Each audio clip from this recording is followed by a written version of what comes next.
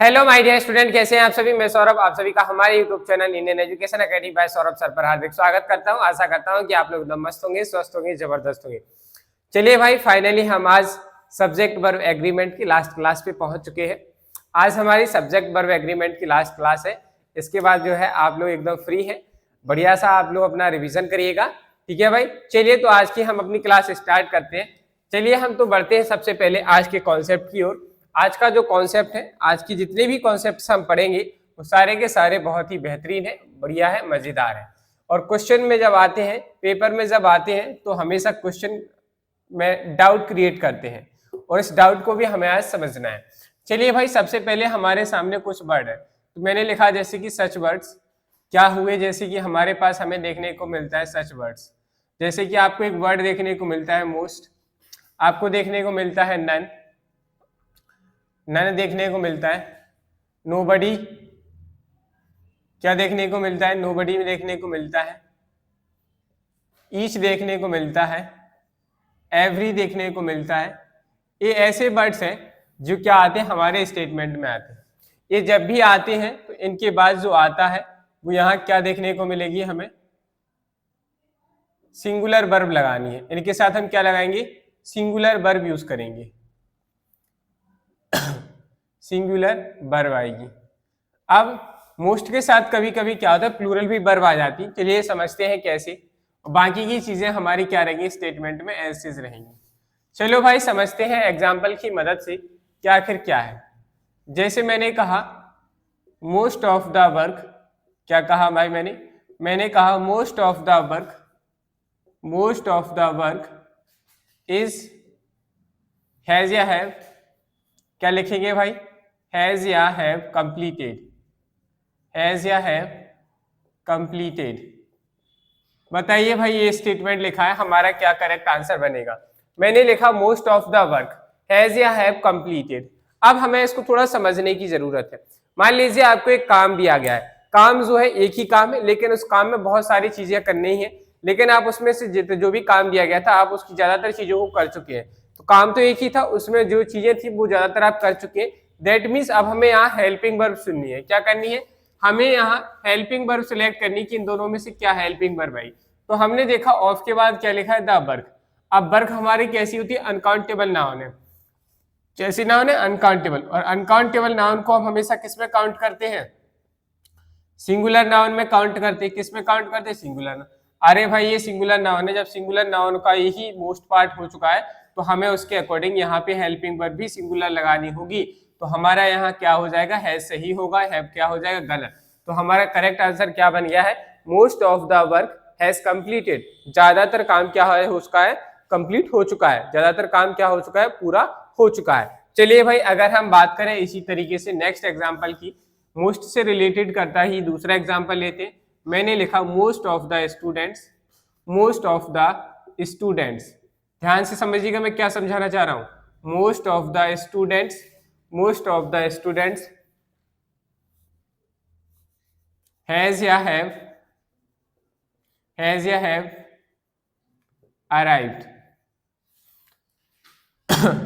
देखो भाई क्या लिखा मैंने, most of the students has या हैव अराइव्ड। देखो स्टूडेंट्स तो बहुत सारे थे, स्टूडेंट्स एक स्कूल था, उसमें बहुत सारे स्टूडेंट्स थे। उन बहुत सारे स्टूडेंट्स में से भी ज्यादातर स्टूडेंट्स क्या कर चुके हैं, आ चुके हैं। तो यहाँ पे अब हमें क्या हेल्पिंग वर्ब लगानी, ये हमें समझना है। चलो भाई तो समझते हैं, हैज या हैव में से क्या आएगा। तो देखो भाई यहाँ पे नाउन जो है प्लूरल नाउन है, बहुत सारे लोगों में से। मोस्ट यहाँ पे जो बताता है, एक इसको बता रहा है, प्लूरल को बता रहा है। अब भाई ज्यादा से बहुत ज्यादा लोग, तो उसमें से भी ज्यादा लोग आ गए, तो ये ज्यादा लोग आ चुके हैं, तो ये कैसा सेंस देगा, प्लूरल फॉर्म का सेंस देगा। प्लूरल फॉर्म का सेंस देगा तो इस स्टूडेंट्स के अकॉर्डिंग हमें यहाँ क्या यूज करना होगा, है। हैज क्या हो जाएगा, गलत। तो हमने क्या लिखा, most of the students have arrived. ज्यादातर स्टूडेंट क्या कर चुके हैं, आ चुके हैं। तो हम यहाँ क्या लिखेंगे, most of the students have arrived. तो हमारा यहाँ है। तो आपने देखा कि सर मोस्ट ऑफ के बाद जो नाउन आ रही है, अगर ये सिंगुलर है तो हम इसके अकॉर्डिंग सिंगुलर वर्ब लगा रहे हैं, और यहाँ मोस्ट ऑफ के बाद जो प्लूरल नाउन है इसके हिसाब से हमने हैव लगाया। तो हमें ये भी देखना होता है कि जो हमारा वर्ड है ये किस तरीके का सेंस दे रहा है और वहां किस तरीके की नाउन दी गई है, उसके बेसिस पे भी जाके हमें डिसीजन लेना होता है कि यहाँ क्या हेल्पिंग वर्ब। अगर मैं कहूँ कि मोस्ट के साथ सिंगुलर आता है, सिंगुलर वर्ब अकेली आएगी, तो इस बात को कहना हमारा क्या हो जाएगा, गलत, इसलिए मैंने यहाँ से मोस्ट को क्या कर दिया, इरेज कर दिया। चलो भाई अब हम बात करते हैं नेक्स्ट एग्जाम्पल की। मैंने लिखा नेक्स्ट एग्जाम्पल। अब बाकी की जितने भी टर्म्स लिखे इन सभी के साथ सिंगुलर वर्ब आती है। जैसे मैंने कहा, मैंने लिखा ईच, अब आपको बताना है बॉय आएगा कि यहाँ पे बॉयज आएगा। ईच बॉय या boys is ready to play game. मैंने लिखा ईच बॉय या boys is ready to play game, सभी लड़की प्रत्येक लड़का, प्रत्येक बॉय, प्रत्येक लड़का। तो यहाँ प्रत्येक बॉय यानी कि ईच बॉय, तो देखो जब भी ईच नाउन आता है, ईच वर्ड है, ये हमारा क्या है, ईच हमारा डिटरमिनर की तरह काम कर रहा है, ठीक है, डिटरमिनर की तरह काम कर रहा है, तो उससे पहले नाउन को डिटरमाइन करता है। तो एक बात याद रखिए, अब यहाँ लिखो, एक पॉइंट कॉमा करके लिख लो, नोट करके लिखो भाई, नोट करके लिखो, ईच या एवरी, ईच या एवरी जब आता है तो इनके साथ सिंगुलर नाउन आती है। कैसी आती है, सिंगुलर नाउन आएगी। अगर सिंगुलर नाउन आ रही है तो इसके साथ हेल्पिंग वर्ब भी कैसी आएगी, सिंगुलर वर्ब आएगी। कैसी वर्ब आएगी, सिंगुलर वर्ब आती है। तो आपको ये तो याद रखना है कि ईच और एवरी जब आता है तो इनके साथ सिंगुलर वर्ब आएगी, सिंगुलर नाउन आती है, और इसके बाद जो हेल्पिंग वर्ब आएगी या वर्ब आएगी वो भी कैसी आएगी, सिंगुलर वर्ब आएगी। चलो भाई अब समझते हैं इस बात को कि लिखा है ईच बॉय आना चाहिए। तो देखो भाई क्या कहा गया कि ईच या एवरी के साथ सिंगुलर नाउन आती है, तो यहाँ बॉय सही होगा, बॉयज गलत हो जाएगा। चलो भाई नेक्स्ट एग्जांपल की बात करते हैं इसी तरीके से। जैसे मैंने कहा ईच गर्ल was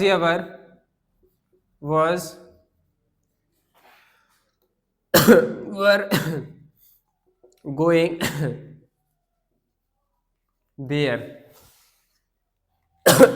मैंने लिखा है ईच गर्ल या ईच गर्ल was या were going there, आपको बताना है इसमें से क्या आएगा।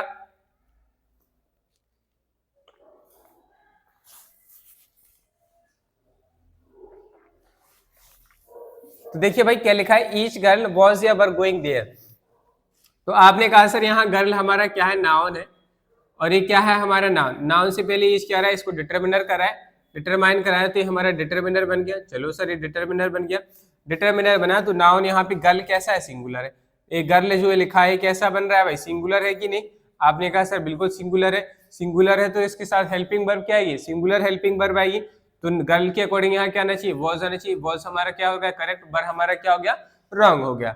चलो भाई अगर हम इसी में हम बात करें नेक्स्ट एग्जाम्पल की, तो मैंने कहा जैसे मैंने कहा एवरी स्टूडेंट इज या आर प्रेजेंट हियर। मैंने लिखा एवरी स्टूडेंट इज या आर प्रेजेंट हियर, प्रत्येक विद्यार्थी यहाँ पर क्या है, उपस्थित है। अब आपको बताना है यहाँ एज आएगा कि आर आएगा। तो हमने देखा एवरी स्टूडेंट, अभी मैंने आपको कॉन्सेप्ट कराया है, देखो ये लिखा है, मैंने आपको इसमें बताया है, क्या बताया है कि अगर एवरी आता है तो उसके साथ हमेशा सिंगुलर नाउन है। अगर हम यहाँ लिखते हैं स्टूडेंट की जगह अगर हम स्टूडेंट्स लिखेंगे, क्या लिखेंगे, अगर हम स्टूडेंट की जगह स्टूडेंट्स लिखेंगे तो दिस इज रॉन्ग। एवरी के साथ भी हमारा क्या आती है, सिंगुलर नाउन आती है, इसलिए अगर हम यहाँ स्टूडेंट्स लिखते तो एक एरर ये बन जाता। तो क्या बनता है, एवरी स्टूडेंट।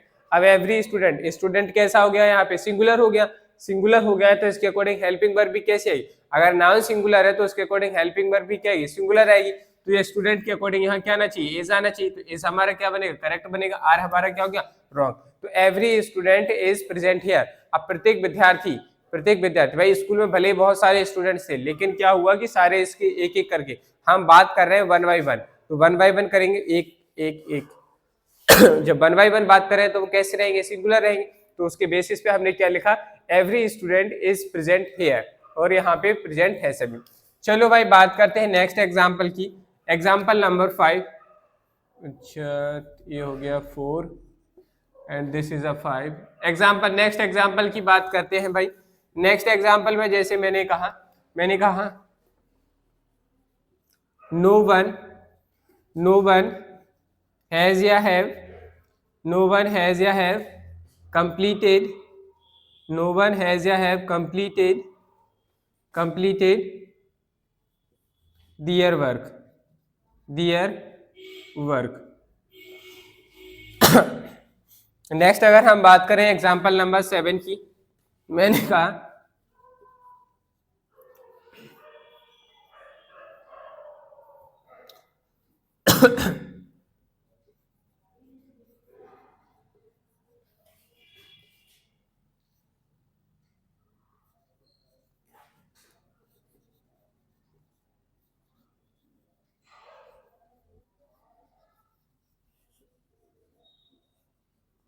देखिए भाई मैंने दो एग्जाम्पल लिखे, मैंने लिखा नो वन हैज या हैव कंप्लीटेड देयर वर्क, या none of the boys is या are ready to go there.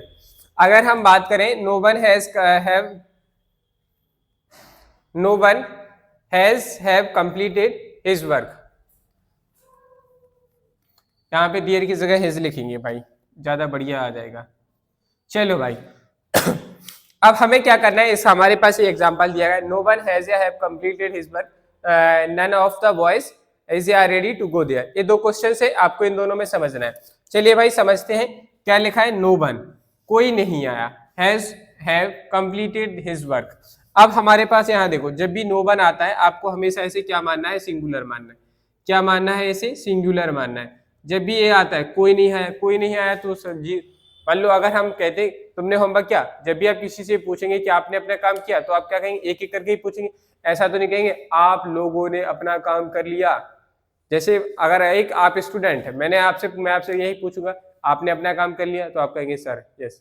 तो फिर मैंने कहा कि सबसे पूछा, जब मुझे पता चला कि किसी ने कोई काम नहीं किया, तो मैंने कहा कोई भी अपना काम करके नहीं आया है।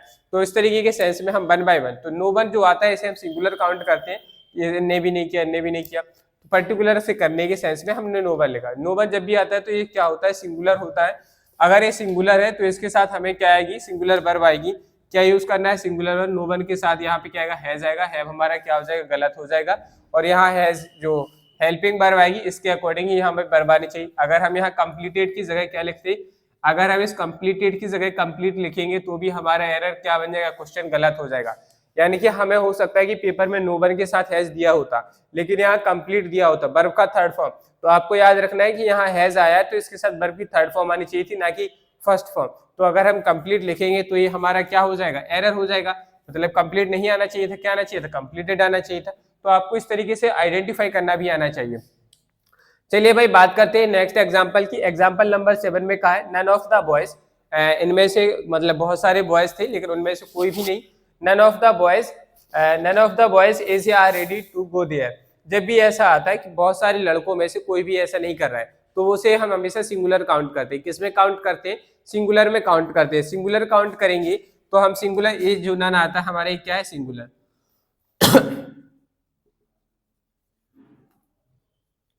क्या है, सिंगुलर। अब आपको ये नहीं देखना है कि इसके साथ प्लूरल नाउन लिखा है तो यहाँ आर लिखे, नहीं, नन आया है तो इसके साथ सिंगुलर है और इसके अकॉर्डिंग ही हमें यहाँ क्या लगानी है, इज लगानी है। ये हमारा करेक्ट आंसर बनेगा। आर हमारा क्या हो गया, रॉन्ग हो जाएगा। तो हमने लिखा none of the boys is ready to go there, उनमें से कोई नहीं है जो बाहर जाने के लिए तैयार है। तो ये हमारा क्या हो गया, एरर्स का सही आंसर बन गया। समझ में आई बात। तो इस तरीके से हम क्या करते हैं, इस कॉन्सेप्ट को सॉल्व करते हैं। तो आपको ये समझ में आया होगा कि जब भी हमारे सामने ऐसी सिचुएशन आती है, जैसे मोस्ट के बाद ऐसा कुछ देखने को मिलता है, तो आपको वहां देखना है कि किस नाउन के बेसिस पे ही आपको क्या करनी है, हेल्पिंग वर्ब लगाना। फिर हमने देखा कि हमारे साथ each, every, no one, nobody, ये वर्ड आते हैं, तो इनके साथ हम क्या यूज करते हैं, सिंगुलर नाउन को यूज करते हैं। चलो भाई, ईच और एवरी से रिलेट करता हुआ हमारा एक और कॉन्सेप्ट है, हम उसके बारे में भी अभी नेक्स्ट स्लाइड में कंटिन्यू करते हैं। चलिए आप लोग पहले इसे नोट डाउन करेंगे, फिर हम इसको कंटिन्यू करते हैं।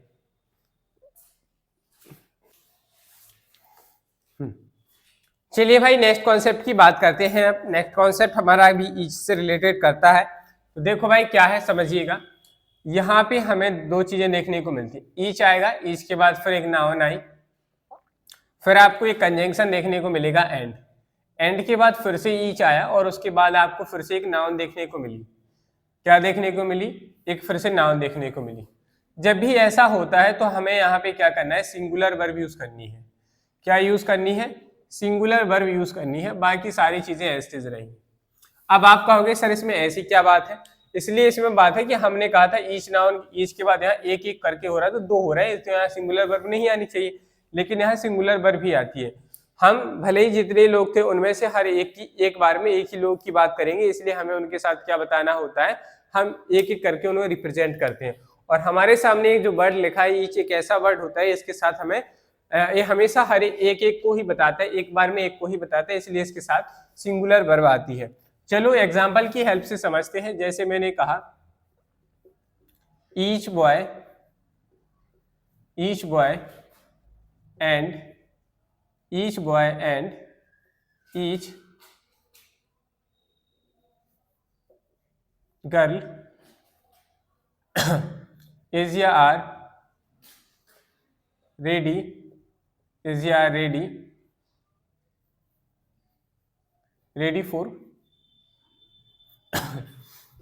for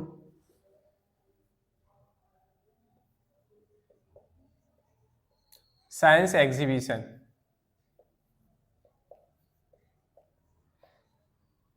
क्या लिखा मैंने, each boy and each girl is या रेडी फॉर साइंस एग्जीबिशन। तो पहली बात तो ये समझना है आपको, देखो भाई इसमें एक एरर भी बन सकता है, उसको भी बाद में डिस्कस करेंगे। तो क्या लिखा है, each boy and each girl, भले ही हमने यहाँ दो चीजें लिखी, लेकिन हमारे पास एक वर्ड है ईच। ईच जब भी आता है इसका काम होता है कि एक बार में हम सिर्फ एक व्यक्ति की बात करेंगे। ईच का मतलब ही यही होता है कि हम एक बार में सिर्फ एक व्यक्ति की बात करेंगे, दूसरे की किसी की बात नहीं करेंगे। अच्छी बात है भाई, हमें भी अपनी लाइफ में ऐसे ही फंडा बनाना चाहिए कि हम जब भी कोई काम करें एक बार में एक ही काम करें, 10 कार्यों में हस्तक्षेप ना करें। अगर आप 10 कार्यों में हस्तक्षेप करते हैं तो आपका हस्तक्षेप बना रहेगा। चलिए, तो हमें याद रखना है कि जब भी आप एक काम करते हैं तो उसी को करना चाहिए। तो हमारा जो ईच होता है एक बार में सिर्फ एक ही इंसान की बात करता है, एक बार में एक इंसान की ही बात कर रहा है। दैट मीन्स चाहे कुछ हो जाए, आप बात हमेशा एक ही इंसान की करेंगे। एक बार में एक ही इंसान की बात कर रहे हैं, तो बेसिकली यहाँ क्या आना चाहिए, सिंगुलर वर्ब आनी चाहिए कि नहीं, तो यहाँ आर हमारा क्या हो जाए, गलत। इसी वजह से हमने लिखा कि ईच बॉय और ईच गर्ल, ऐसी जब भी आपको किस सिचुएशन बनती है तो इसके साथ आपको हमेशा क्या लगाना है, सिंगुलर हेल्पिंग वर्ब लगाएंगे। हमें इज आ गया और आर हमारा गलत हो गया, बाकी हमारा सब कुछ क्लियर है।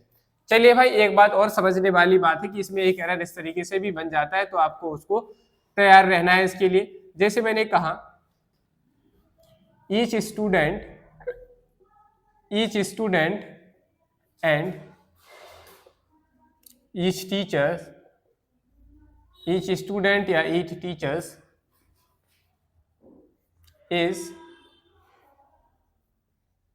going for prayer।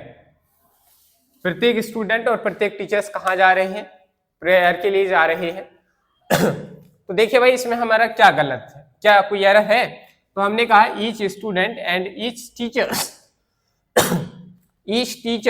टीचर्स आया है, यहाँ भाई ईच लिखा है और ये हमेशा एक बार में एक की ही बात करता है, तो इसके साथ प्लूरल नाउन आना बिल्कुल गलत है। तो यहाँ टीचर्स की जगह क्या होना चाहिए था? अगर हम बात करें कि टीचर्स की जगह क्या होना चाहिए था, तो आप कहेंगे सर टीचर्स की जगह टीचर होना चाहिए था। अगर टीचर्स की जगह टीचर है तो सर हमारा क्या है, सब कुछ सही है। अगर ऐसा नहीं है तो क्या हो जाएगा, गलत हो जाएगा। तो हमें क्या लिखना था, each student and each teacher is going for prayer, कहाँ जा रहे हैं, प्रेयर के लिए जा रहे हैं। तो हमें यहाँ टीचर्स की जगह क्या करना था, टीचर करना था। तो इस तरीके का एरर भी आ सकता है। चलो भाई, जरूरी नहीं है कि हर बार यही मिस्टेक आए, मिस्टेक यहाँ पे भी आ सकती है। चलो भाई, नेक्स्ट एग्जांपल की हेल्प से समझते हैं। मैंने कहा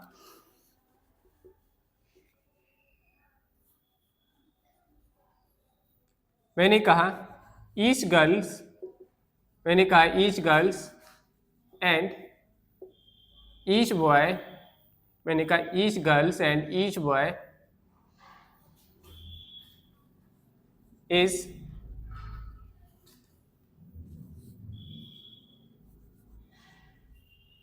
is collecting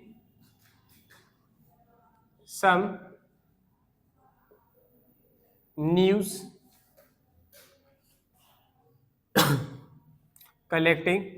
news for poster making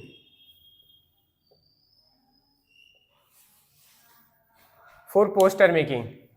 देखिए मैंने लिखा each girls and each boy is collecting, क्या कर रहे हैं, कलेक्ट कर रहे हैं सम न्यूज, किस लिए कर रहे हैं, कुछ न्यूज को कलेक्ट कर रहे हैं, किस लिए कर रहे हैं, पोस्टर बनाने के लिए कलेक्ट कर रहे हैं।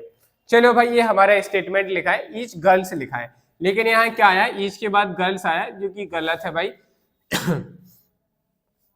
ईच के साथ हमारी सिंगुलर नाउन नहीं आएगी, तो यहाँ गर्ल्स नहीं होना चाहिए था, तो यहाँ एरर बन गया हमारा, गर्ल्स की जगह क्या होना चाहिए था, गर्ल होना चाहिए था। तो इस तरीके से हमारा क्या है, क्वेश्चन में एरर पूछा जाता है। तो आप इस तरीके के क्वेश्चंस की एरर कर पाएंगे कि नहीं, अब ये बताइए। कॉन्सेप्ट क्लियर है? चलो भाई अब हम बढ़ते हैं इसी में नेक्स्ट कॉन्सेप्ट की ओर। आज का हमारा नेक्स्ट कॉन्सेप्ट क्या है, इसकी ओर चलते हैं। तो नेक्स्ट कॉन्सेप्ट भी हमारा बेहतरीन सा है। हमने कहा जो हमारी क्या होती है, टाइटल्स ऑफ बुक्स होते हैं, किताबों के जो टाइटल्स होते हैं, तो यहाँ लिखिएगा titles of books, titles of books, किसी किताब का टाइटल्स हो। अगर हम बात करें किसी किताब का टाइटल है, या हम क्या करते हैं कोई मैगजीन है, कोई मैगजीन है जो किसी के द्वारा प्रिंट की गई है, किसी फेमस पर्सन के द्वारा लिखी गई है, उसको बताने के लिए इनके साथ हम जब भी क्या लिखेंगे, तो इनके साथ हमेशा सिंगुलर वर्ब आएगी। क्या आएगी? सिंगुलर वर्ब आती है, इनके साथ हमेशा क्या आएगी, सिंगुलर वर्ब आती है। चलो भाई जैसे मैंने कहा, एक एग्जाम्पल किसे समझते हैं। जैसे मैंने कहा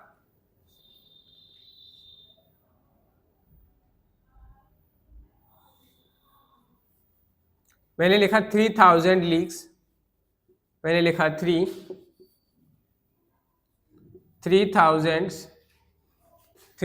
leagues,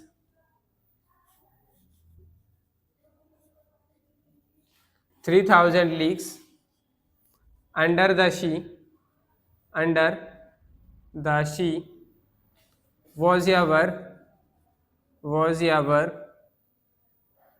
written by, was ever written by क्या लगा भाई? आहा,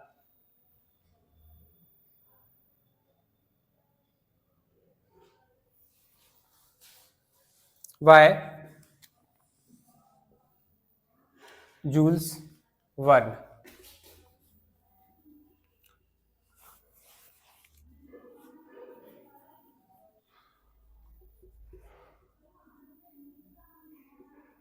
हाँ क्या लिखा मैंने, लिखा 20,000 leagues under the sea was ever written by Jules Verne. Jules Verne एक हमारे क्या है, एक राइटर है, जिन्होंने क्या किया है, एक बुक लिखी। उस बुक का टाइटल क्या है, उसके बारे में बताया गया है। तो उस बुक का टाइटल है 20,000 लीग्स अंडर द सी। सी के नीचे 20,000 से ज्यादा लीग्स लिखी जा चुकी हैं, उस किताब का नाम है। तो उस किताब का नाम उन्होंने क्या लिखी, एक बुक लिखी, और उस बुक का नाम क्या है, ये पूरा नाम उनका क्या है, बुक का नाम है। अरे भाई बुक का टाइटल है ये, लेकिन बुक तो उन्होंने एक ही लिखी ना जी, इस नाम से, इस टाइटल से एक बुक लिखी, तो बुक सिर्फ एक है, और एक बुक हो गई, तो इसके अकॉर्डिंग सिंगुलर हेल्पिंग वर्ब आएगी कि नहीं, तो इसके अकॉर्डिंग यहाँ क्या आएगी, बहुत सही होगा, वर्ब हमारा क्या हो जाएगा, गलत हो जाएगा। चलो भाई ऐसी में हम बात करते हैं नेक्स्ट एग्जाम्पल की। जैसे आपने नाम सुना होगा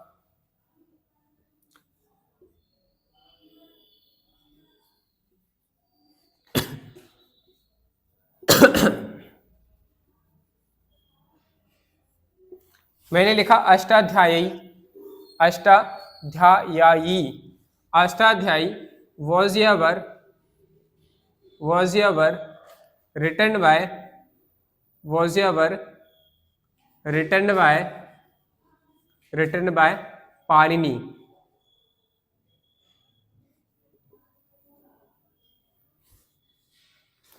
मैंने लिखा Ashtadhyayi was ever written by Panini. तो पाणिनि जी ने क्या किया, एक किताब लिखी, उस किताब का टाइटल रखा उन्होंने अष्टाध्यायी। अष्टाध्यायी अष्टाध्याय है, इसका मतलब ये नहीं कि प्लूरल फॉर्म हो गया, एक बुक का टाइटल है, क्या है, एक बुक का टाइटल है, एक बुक का टाइटल है, और इस बुक के टाइटल को रिप्रेजेंट कराने के लिए किताब एक ही है, तो वॉज आएगा, तो यहाँ वॉज करेक्ट बनेगा, वर हमारा क्या हो जाएगा, गलत हो जाएगा। क्या हो जाएगा, वॉज हमारा यहाँ क्या हो जाएगा, रॉन्ग हो जाएगा। चलो भाई जैसे अगर हम बात करें मैगजीन की, तो मैंने कहा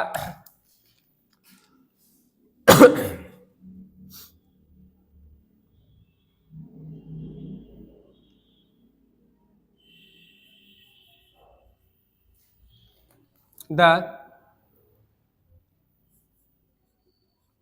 Times of India, the Times of India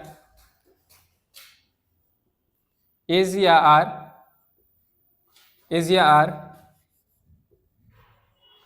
published by KPC। क्या लिखा मैंने? केपीसी। मैंने क्या लिखा? The times of India is या आर पब्लिश्ड बाय केपीसी। एक बुक है द टाइम्स ऑफ इंडिया, वो किसके द्वारा लिखी गई? केपीसी के द्वारा लिखी गई है। तो यहाँ पे क्या एक टाइटल की तरह काम कर रहा है। किसी भी चीज का टाइटल हो, चाहे बुक का टाइटल हो या मैगजीन का टाइटल, जब भी किसी चीज के टाइटल को हम रिप्रेजेंट करते हैं तो उसके टाइटल को जब बता रहे हैं तो उसे हमेशा सिंगुलर काउंट किया जाएगा, भले उसका नाम कैसा भी हो या वो भले देखने में प्लूरल क्यों ना हो। लेकिन उसके साथ हमें हेल्पिंग वर्ब जो यूज करनी है वो सिंगुलर हेल्पिंग वर्ब करेंगे। तो यहाँ पे भी हमारा क्या हो जाएगा? इस सही होगा, आर हमारा क्या हो जाएगा? रॉन्ग हो जाएगा। तो ये था हमारा नेक्स्ट कॉन्सेप्ट। आशा करता हूँ कि कॉन्सेप्ट भी आपको समझ में आ गया होगा। आ गया है तो फटाफट से नोट डाउन करेंगे, फिर हम नेक्स्ट कॉन्सेप्ट की ओर कंटिन्यू करते हैं। तो हम नेक्स्ट कॉन्सेप्ट की ओर चलते हैं। अब नेक्स्ट कॉन्सेप्ट भी हमारा बहुत बेहतरीन है, जिसे हमने नाउन टॉपिक में भी पढ़ा था। हमने पढ़ा था कि कुछ वर्ड्स हमारे ऐसे होते हैं जो दिखने में तो प्लूरल लगते हैं। कैसे लगते हैं? प्लूरल लगते हैं, लेकिन बेसिकली वो होते क्या है? सिंगुलर होते हैं। जैसे कि अगर हम उन वर्ड्स की बात करें तो क्या वर्ड्स हैं उनके बारे में हम लिखते हैं। तो लिखिए, जैसे हमारे पास एक वर्ड हुआ फिजिक्स। आपने देखा physics, physics, economics, economics, politics, politics, news, news, physics, economics, politics, news, history. हमारे जो बुक्स के नेम होते हैं, सब्जेक्ट नेम होते हैं, हिस्ट्री। अगर हम बात करें इसमें न्यूज हुआ, हिस्ट्री हुआ, और बताइए भाई ऐसे नाम जो दिखने में प्लूरल होते हैं लेकिन होते बेसिकली क्या है? सिंगुलर है। तो उनके बारे में बताइए भाई। जैसे अगर हम बात करें वेजेस हुआ, मीन्स हुआ, क्या हुआ? वेजेस हुआ, मीन्स हुआ, वेजेस हुआ, मीन्स हुआ, आर्म्स हुआ, ठीक है, आर्म्स हुआ। ये हमारे कुछ वर्ड्स हैं जो दिखने में कैसे होते हैं? प्लूरल होते हैं। इनके साथ हम क्या करते हैं? इनके साथ जो आती है वो हमेशा क्या लगाना है हमें? इनके साथ हमें क्या आएगी? सिंगुलर वर्ब आएगी। क्या देखने को मिलेगी? इनके साथ हमें सिंगुलर वर्ब देखने को मिलती है, मतलब देखने को लगानी है। बाकी हमारा सब कुछ स्टेटमेंट में एज इट आएगा।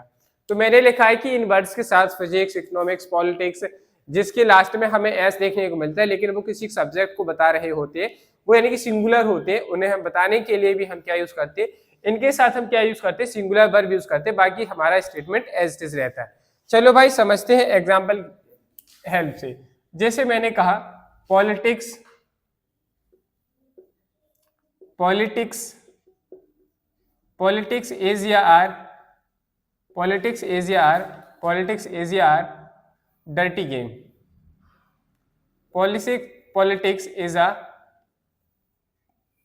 या आर डर्टी गेम। तो मैंने लिखा पॉलिटिक्स इज या आर डर्टी गेम। तो यहाँ पॉलिटिक्स है, सिंगुलर है, इसके साथ क्या लिखेंगे? इज। तो हमने लिखा politics is a dirty game. Politics का एक बहुत बड़ा डर्टी गेम है।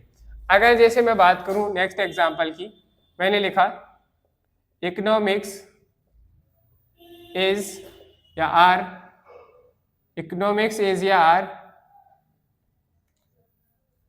इकोनॉमिक्स इज या आर नॉट टफ। क्या लिखा? इकोनॉमिक्स इज या are not tough. Economics tough नहीं है। तो क्या लिखा? इकोनॉमिक्स एक सब्जेक्ट का काम कर रहा है और ये सब्जेक्ट है तो ये सिंगुलर है, इसके साथ एस आएगा, आर नहीं होगा। तो हम क्या लिखेंगे? Economics is not tough. Economics tough नहीं है। नेक्स्ट अगर हम बात करें तो मैंने कहा नेक्स्ट एग्जांपल पॉलिटिक्स इज या आर, पॉलिटिक्स इज या are not a difficult difficult subject. क्या लिखा मैंने? पॉलिटिक्स इज यार नॉट अ डिफिकल्ट सब्जेक्ट। तो पॉलिटिक्स एक सब्जेक्ट की बात चले तो ये सिंगुलर है, दिखने में भले ही प्लूरल जैसा है लेकिन आपको घबराना नहीं है, सिंगुलर है तो इसके अकॉर्डिंग क्या आएगा? इज आएगा, आर गलत हो जाएगा। तो ऐसे जब भी हमारे पास एग्जाम्पल्स आएंगे तो आपको याद रखना है कि जो दिखने में प्लूरल होते लेकिन होते क्या है? सिंगुलर। तो उनके साथ आपको क्या करना है? सिंगुलर वर्ब यूज करनी है। चलो भाई, जैसे मैंने कहा दिस न्यूज इज या are very interesting. This news is very interesting. तो मैंने कहा दिस न्यूज इज या आर, तो आपने कहा सर न्यूज की तो बात एक ही चली, दिस को डिटरमाइन करा रहा है इसे। चलो, तो यहाँ इज नहीं, यहाँ क्या हो जाएगा? इज हमारा करेक्ट हो जाएगा, आर गलत हो जाएगा। तो हम क्या हो गया हमारा right answer? This news is very interesting. ये न्यूज कैसी है? बहुत इंटरेस्टिंग है। इसलिए हमारे साथ जब भी ऐसे वर्ड्स देखने को मिलते हैं आपको याद रखना है कि इनके साथ हमें क्या यूज करनी है? सिंगुलर वर्ब यूज करनी है। चलो भाई, इसका जस्ट अपोजिट एक कॉन्सेप्ट है, उसको भी पढ़ लेते हैं। क्या है इसका जस्ट अपोजिट? ऐसे वर्ड्स दिखने में तो एक लगते हैं लेकिन वो होते बेसिकली प्लूरल है। जैसे कि अगर हम बात करें, आपने एक वर्ड सुना होगा कैटल। कैटल का मतलब होता है ग्रुप ऑफ एनिमल्स, उसे हम कैटल कहते हैं। जैसे आपने नाम सुना होगा टीम। टीम का मतलब क्या है? ग्रुप ऑफ प्लेयर्स, उसे हम क्या कहते हैं? टीम। लेकिन ये है प्लूरल, लेकिन दिखने में कैसे है? सिंगुलर। जैसे आपने वर्ड सुना होगा एक पुलिस। क्या होता है? पुलिस। लिखा है पीपल। पीपल का मतलब क्या होता है? ये भी हमारा। अब देखो, एक शब्द और लिख रहा हूं मैं, अगर आपको MEN देखने को मिलता है तो समझ जाओ कि प्लूरल फॉर्म लिखा है, और यहाँ अगर WOMEN लिखा है, ये भी प्लूरल फॉर्म होता है विमेन का। एक महिला होती है तो उसका सिंगुलर प्लूरल फॉर्म यह बनता है। जो महिलाएं होती हैं, बहुत सारी महिलाएं हो जाती है तो इस तरीके से विमेन लिखा जाता है, और एक मैन है उसका प्लूरल फॉर्म इस तरीके से बनता है। तो इनको भी याद रखो, अगर ऐसा मैन लिखा है तो ऑलरेडी प्लूरल फॉर्म को रिप्रेजेंट कर रहा है। क्या कर रहा है? ऑलरेडी प्लूरल फॉर्म को रिप्रेजेंट कर रहा है। किसको रिप्रेजेंट कर रहा है? ऑलरेडी प्लूरल फॉर्म को वो हमारा क्या कर रहा है? रिप्रेजेंट कर रहा है। इसीलिए हमें क्या करना होता है? इनके साथ हम क्या करते हैं? Plural verb. जैसे कि हमारा अगर हम बात करें डोजन्स हुआ, हमारा क्या हुआ? डोजन्स हुआ, वर्मिन हुआ, वर्मिन हुआ, और भी बहुत सारे वर्ड्स हैं। इनके साथ हम क्या करते हैं? इनके साथ हमें प्लूरल वर्ब यूज करनी है। क्या यूज करनी है?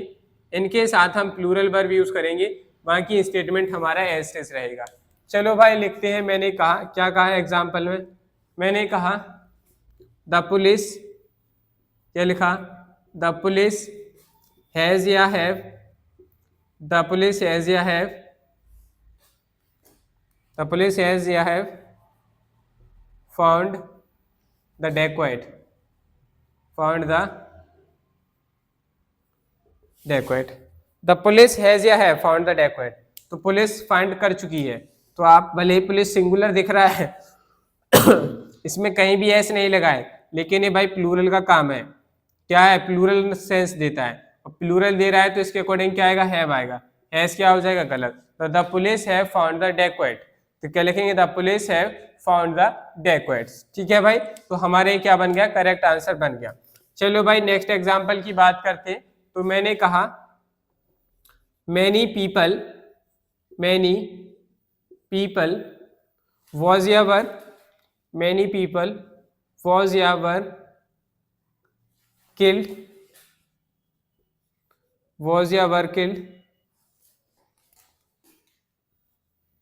in the accident। अभी देखिए भाई, कल की ही अपडेट है। आप लोगों को एक्सीडेंट से याद आ गया कि कल की अपडेट बता दें कि जो हमारे महाराष्ट्र है ना, इंडिया में जो एक हमारा स्टेट है महाराष्ट्र, वहाँ के जो उप मुख्यमंत्री हैं अजीत पवार जी, कल उनका एरोप्लेन क्रैश हो गया था जिसकी वजह से उनकी डेथ हो चुकी है। सो सावधान रहें, सतर्क रहें। ठीक है, तो देखिए कल की ही घटना है। आप बताओ भाई, उप मुख्यमंत्री जी थे, उनके साथ 2-4 लोग और थे, उनके कैप्टन साहब थे, वो लोग पायलट थे चलाने वाले।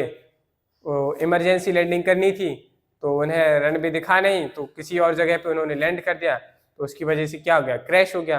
तो वो सभी लोग ऑलमोस्ट खत्म ही हो चुके हैं, कोई तो नहीं बचा है, बट भगवान उनकी आत्मा को शांति दे, क्योंकि हमारे वर्तमान महाराष्ट्र के उप मुख्यमंत्री जी थे वो। चलिए भाई अब हम बात करते हैं हमारे कॉन्सेप्ट की ओर। मेनी पीपल वॉज या were killed in the accident, तो बहुत सारे लोग मारे गए थे। तो ये आपको याद रखना है, पीपल जो होता है हमारा क्या है, ये ऑलरेडी प्लूरल फॉर्म है। और आपको मैंने बताया था एक कॉन्सेप्ट पढ़ाया था मैनी, मैनी के बाद हमेशा क्या आती है, प्लूरल नाउन आती है।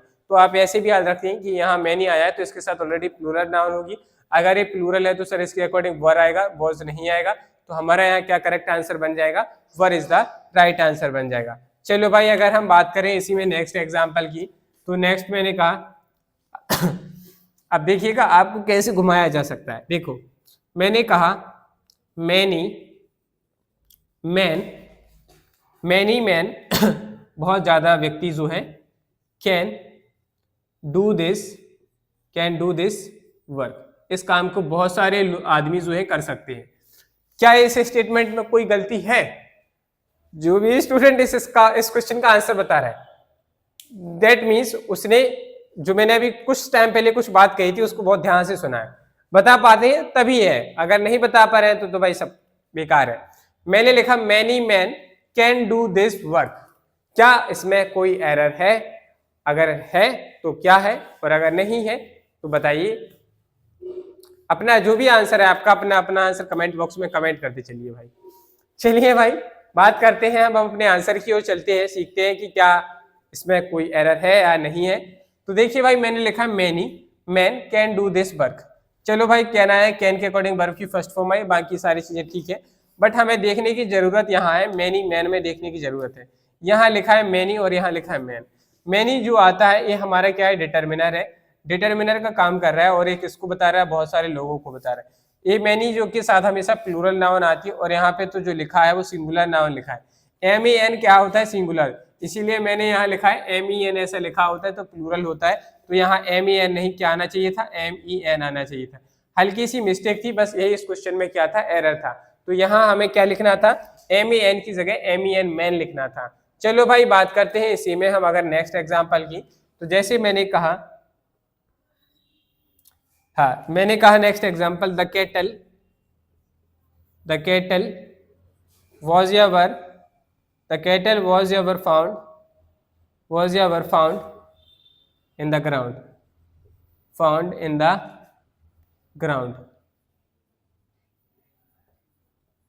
चलिए भाई मैंने लिखा था kettle was ever found in the ground. तो देखिए भाई केटल, अब भाई एक केटल तो है नहीं, बहुत सारी केटल्स का मतलब ग्रुप ऑफ एनिमल्स। तो बहुत सारी गाय भैंसें थी, वो क्या कर रही थी, एक जगह चल रही थी। तो वो कहाँ पाई गई थी, एक ग्राउंड में मिली थी। तो द केटल आया है, भले ही दिखने में सिंगुलर है लेकिन आपको इसके साथ प्लूरल वर्ब यूज करनी है, हेल्पिंग वर्ब यूज करनी है। तो वर हमारा क्या हो जाएगा, राइट हो जाएगा, the kettle were found in the ground. तो इस तरीके एरर्स हमारे इनसे बेस्ड बनते हैं, डायरेक्ट एरर आते हैं, इससे ही बेस्ड ऐसे ही एरर बनते हैं जैसे आपको एग्जांपल्स कराए गए। आशा करता हूं कि आप इस तरीके के क्वेश्चंस को सॉल्व कर पाएंगे। समझ में आ गया? तो चलिए भाई हमारे इसमें एक दो कॉन्सेप्ट और रह चुके हैं, उनको कंटिन्यू करते हैं, फिर हमारी जो है आज का क्लास कंप्लीट हो जाएगी। चलिए नोट डाउन कर लीजिए आप लोग पहले। भाई नेक्स्ट कॉन्सेप्ट की ओर चलते हैं। तो हमारे पास कुछ वर्ड्स है, जैसे कि क्या हुआ, a number of,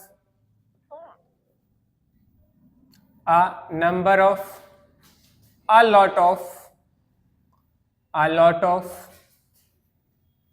of, a great deal of, क्या है, a great deal of, comma, plenty of, comma, several। ये ऐसे सभी वर्ड्स हैं। जब भी ये वर्ड्स आते हैं, क्या है भाई, जब भी कभी आपको ये वर्ड्स देखने को मिलते हैं तो इनके साथ जो है वो हमारी क्या आती है, प्लूरल नाउन आती है। क्या आती है, प्लूरल नाउन आएगी। और साथ ही साथ में जब प्लूरल नाउन आएगी तो हम इसके बाद जो यूज करते हैं वो प्लूरल वर्ब यूज करते हैं। क्या यूज करेंगे, प्लूरल वर्ब यूज करेंगे। बाकी हमारा सब कुछ एज इट इज हमें देखने को मिलेगा।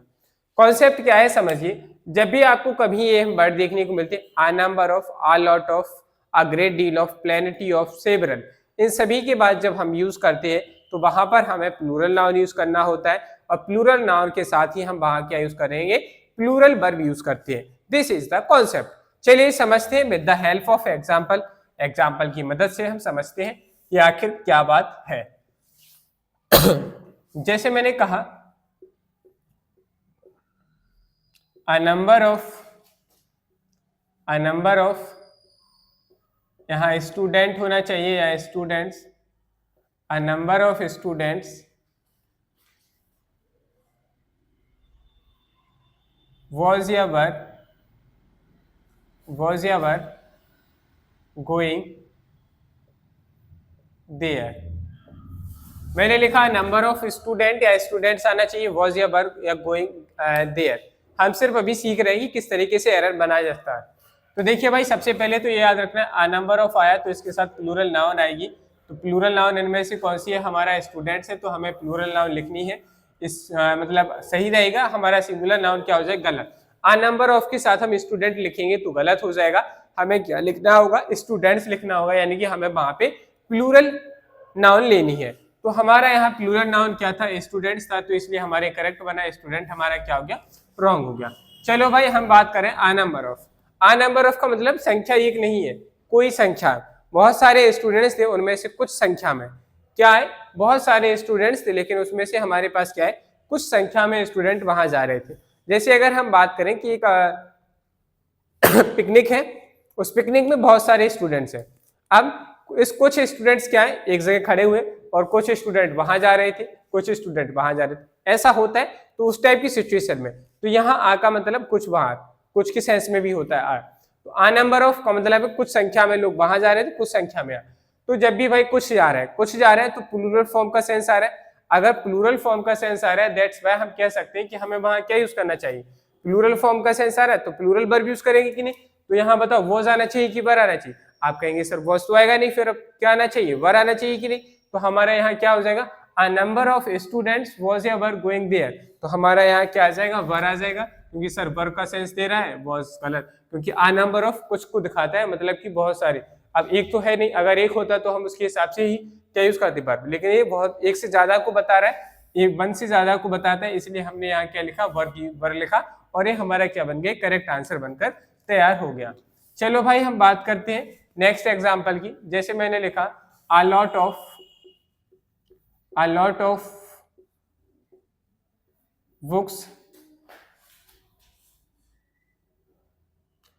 of books has या have in the library, has या have in the library। क्या लिखा? a lot of books has या हैव इन द लाइब्रेरी। अब भाई लॉट ऑफ बुक्स से बहुत सारी बुक्स है, तो हमें नहीं पता कि कितनी नंबर ऑफ बुक्स है, बट मोर देन वन है। More than one, that is known as plural form. Plural form है, तो हम यहाँ क्या यूज करेंगे? हैज नहीं बल्कि हैव यूज करेंगे। तो हमारे यहाँ क्या करेक्ट बनेगा? Have. A lot of books have in the library. वहां पे क्या है? बहुत सारी लाइब्रेरी में क्या है? बुक्स हमें देखने को मिलती है। तो इस तरीके से हमारा क्या होता है? क्वेश्चन बनता है। बताइए भाई, इसमें किसी को कोई डाउट है, कोई कंफ्यूजन है तो बताइए। नहीं है ना? चलो भाई, अब हम बात करते हैं नेक्स्ट कॉन्सेप्ट की। क्या है नेक्स्ट कॉन्सेप्ट? नेक्स्ट कॉन्सेप्ट भी हमारा भाई बड़ा अच्छा है, और अगर बात करें कि वो आ नंबर ऑफ वाले से रिलेट करता है।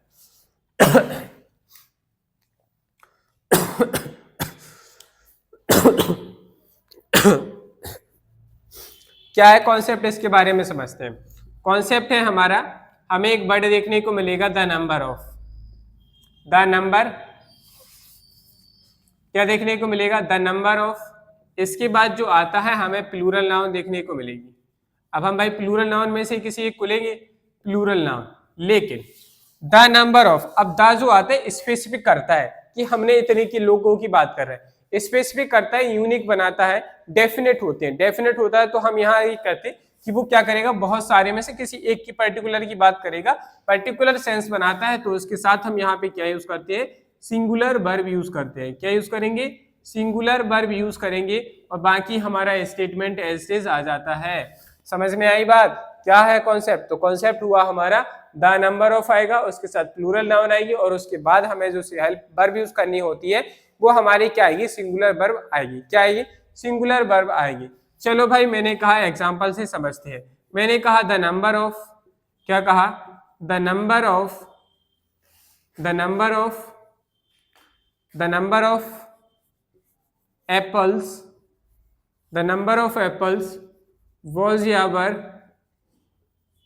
was ever distributed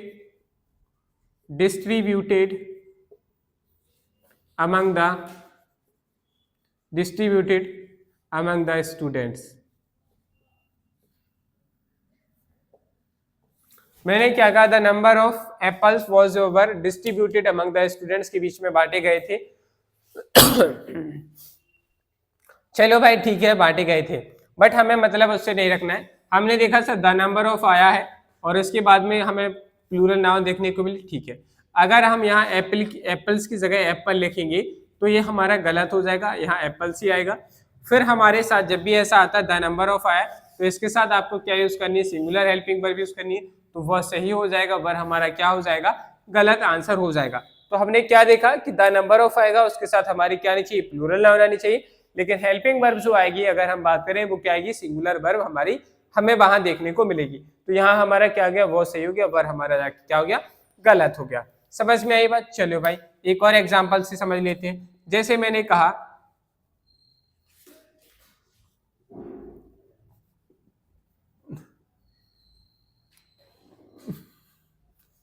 the number of boys is या are the number of boys is या are playing the guitar।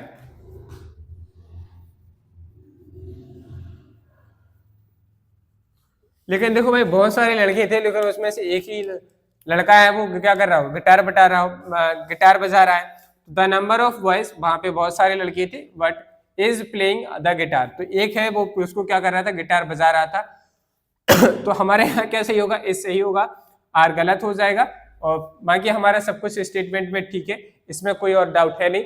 बताइए, तो इस तरीके से हमारे एरर आते हैं, डायरेक्ट एरर बनते हैं इसी फॉर्मूले से बेस, ऐसा ही एरर्स बनेगा, आपको कुछ घबराने वाली बात नहीं। बताओ भाई इसमें किसी को कोई दिक्कत समस्या नहीं है?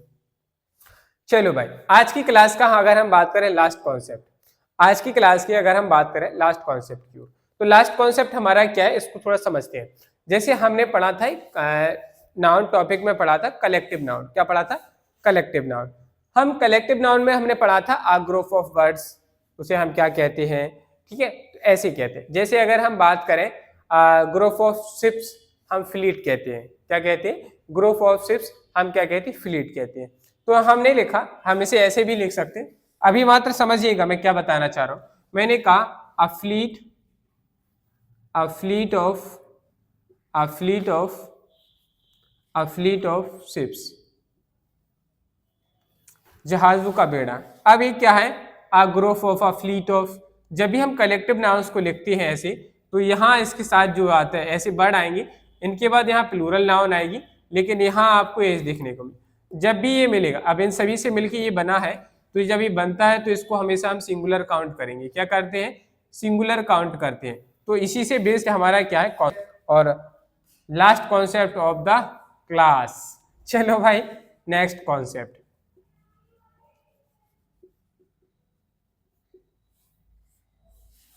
नेक्स्ट कॉन्सेप्ट क्या है, कॉन्सेप्ट कहता है हमारा कि हमें जैसे देखने को मिलता है a group of, a bunch of,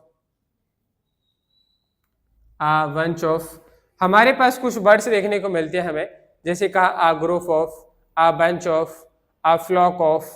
क्या देखने को मिला, a flock of, a couple of,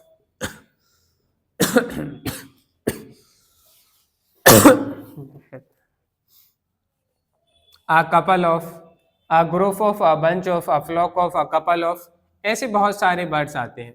जब भी ऐसे वर्ड्स आएंगे तो आपको याद रखना है कि इनके साथ हमें क्या लिखना है, इनके साथ हमेशा प्लूरल नाउन आएगी, लेकिन क्या आएगी, प्लूरल नाउन। लेकिन जो हम वर्ब यूज करते हैं वो क्या यूज आएगी, सिंगुलर वर्ब आएगी। क्या आएगी भाई, सिंगुलर वर्ब आती है, बाकी हमारी चीजें एस्टिज रहती हैं। यहाँ आप लोगों को दिख रहा है कि नहीं, इनके साथ हमारी क्या आएंगी, प्लूरल नाउन आती है, लेकिन इसके साथ जो हमारी हेल्पिंग वर्ब आएगी वो क्या आएगी, सिंगुलर हेल्पिंग वर्ब आएगी। समझ में आई बात? चलो अगर हम बात करें एग्जांपल्स की,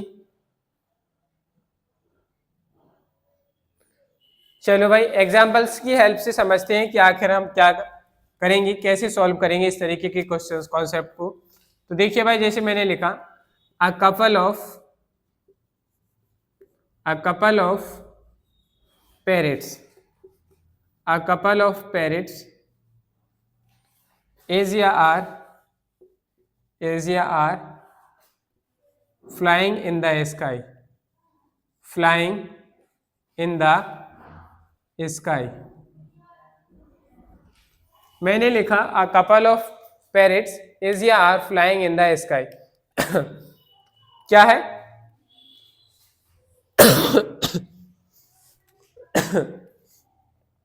A couple of parrots Asia are flying in the sky, क्या कर रहा है? आसमान में उड़ रहा है। तो बताइए भाई इसमें हमारा यहाँ क्या आएगा?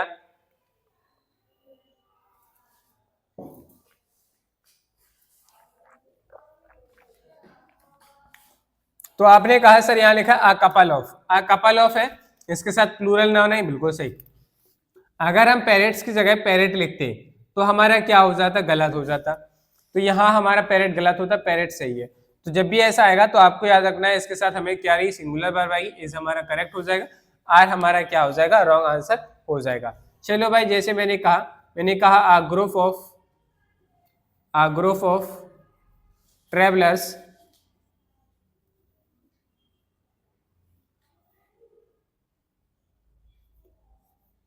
travelers has या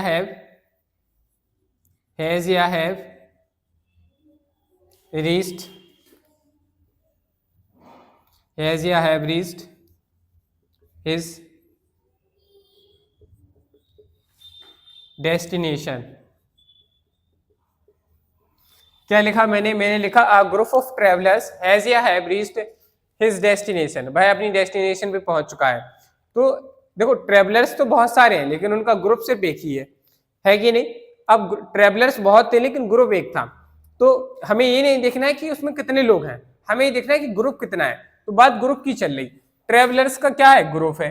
अब ग्रुप तो एक ही है, अब एक ग्रुप है तो उसके अकॉर्डिंग सिंगुलर वर्ब आनी चाहिए, हेल्पिंग वर्ब। तो यहाँ क्या आना चाहिए था? हैज आना चाहिए था। तो हमारे यहाँ क्या बनेगा? Correct has. हैव हमारा क्या हो जाएगा? रॉन्ग हो जाएगा। तो इस तरीके के क्वेश्चंस जो है हमारे इन वर्ड से देखने को मिलते हैं। जैसे मैंने कहा हमें एक वर्ड देखने को मिलता है a slice of, a piece of, है। तो ऐसे जो वर्ड्स आते हैं हमारे, हमें यही इंडिकेट करते हैं बहुत सारी चीज थी उसमें से हम इतने की बात कर रहे हैं और उनके साथ हम क्या यूज करते हैं? वहां पे सिंगुलर वर्ब यूज करते हैं। तो ये था हमारा कॉन्सेप्ट। आशा करता हूं कि आपको ये कॉन्सेप्ट समझ में आए होंगे। आशा करता हूं कि सब्जेक्ट वर्ब एग्रीमेंट जो टॉपिक था वो भी आपको समझ में आया होगा। बाकी हमारे वही कॉन्सेप्ट थे जो हम ऑलरेडी पिछले चैप्टर्स में पढ़ चुके हैं, इसलिए मैंने इसको ज्यादा बड़ी क्लासेस नहीं कर रहा हूँ। इसलिए 3 क्लास में ही मैंने सब्जेक्ट वर्ब एग्रीमेंट को कंप्लीट कर दिया, क्योंकि हम बाकी सारे कॉन्सेप्ट अपने पिछले प्रीवियस चैप्टर्स में कंप्लीट कर चुके हैं। चलिए भाई, अब देखो आपको जैसा बताया गया था कि आज मैं आपको क्या करूंगा कि जो पीडीएफ बन चुकी है, तो मैं आज आपको लेटर्स की पीडीएफ, एप्लीकेशंस की पीडीएफ, इन सभी की मैं आपको पीडीएफ दे दूंगा और उस पीडीएफ की हेल्प से आप लोग क्या करेंगे? अपना लेटर राइटिंग, ऐसे राइटिंग, इन सभी की प्रैक्टिस कर लीजिएगा, उनको याद कर लीजिएगा। ठीक है भाई। बाकी हमारी इंग्लिश ग्रामर की क्लासेस अब ऑलमोस्ट कंप्लीट हो चुकी हैं। बाकी कुछ जो टॉपिक्स रह चुके हैं वो मैं बाद में कराऊंगा। बाकी ग्रामर पोर्शन हमारा जितना था वो सारा कंप्लीट हो चुका है। अब मुझे बताइए कि ऐसे कितने स्टूडेंट्स हैं जो हमारे साथ एकेडमिक की पढ़ाई कर रहे हैं या कॉम्पिटिटिव एग्जाम्स की। मुझे सिर्फ आपसे ये जानना है कि आप में जो हमारे पास जितने भी हमारे यूट्यूब चैनल पे हमारे साथ लोग जुड़े हुए हैं, उनमें से कितने लोग ऐसे हैं जो कॉम्पिटिटिव एग्जाम्स की तैयारी करते हैं और वह किस कॉम्पिटिटिव एग्जाम्स की तैयारी कर रहे हैं, और कितने लोग ऐसे हैं जो एकेडमिक यानी कि हम बात करें कि 9th 10th या 11th 12th में पढ़ने वाले हैं। वो जरूर बताइए, इसी की बेसिस पे मैं नेक्स्ट आगे कुछ डिसीजन ले पाऊंगा। क्योंकि मेरे पास 2 ऑप्शंस हैं, या तो मैं अभी आपके लिए मैथमेटिक्स की क्लासेस स्टार्ट कर सकता हूँ, तो मुझे बताइए कि आप लोग किसकी नंबर ऑफ स्टूडेंट्स जो है वो ज़्यादा है, मैं उसी की क्लासेस स्टार्ट कर दूंगा। चलिए भाई, आज के लिए इतना ही रखते हैं, मिलते हैं कल।